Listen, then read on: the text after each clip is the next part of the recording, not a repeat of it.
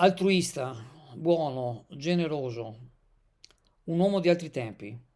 Non ci sono abbastanza aggettivi per descrivere Aldo Piovesan. Così ce lo ricorda e se lo ricorda l'amico Erminio Boscolo, presidente dell'ADA, l'associazione dove per gli ultimi 5 anni Aldo è sempre stato molto attivo e presente, ma è una persona che attiva lo è stata da sempre, era conosciutissimo per la sua attività di commerciante, ha gestito per tanti anni locali, bar e pasticcerie insieme con la moglie, alla quale era molto legato e purtroppo è mancata molti anni fa. Aldo è stato anche un artigiano, è sempre stato interessato alla vita cittadina, si è impegnato in politica per molti anni, anche all'interno delle associazioni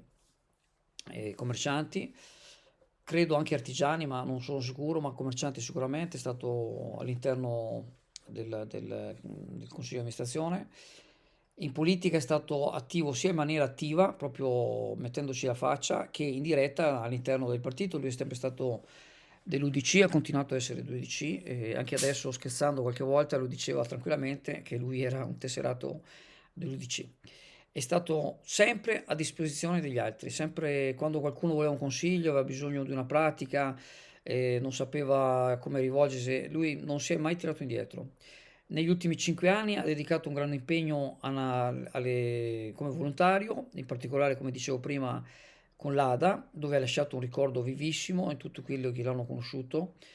e appunto con questo impegno soprattutto di autista che aveva lasciato ancora alla fine dell'anno scorso, in quanto purtroppo l'avanzare della malattia non lo rendeva sicuro e pur rimanendo in contatto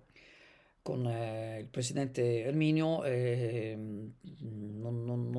era sicuro di poter continuare a trasportare le persone perché insomma è sempre una grande responsabilità. Aldo lascia le figlie Monica e Barbara,